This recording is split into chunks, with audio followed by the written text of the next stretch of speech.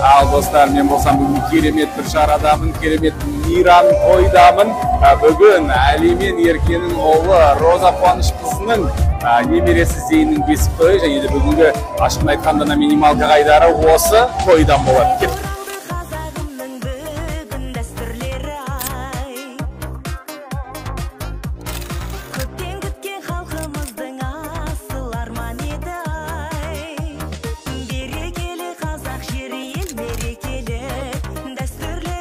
Бүгін ақтына шыққаннан кейін елге келуге, көрсетуге болады, өздеріңіз білесіздер, сәбиді.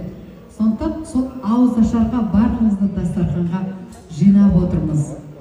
Сол келген қадамдарыңызға гүл бітсін, оразаларыңыз қабыл болсын.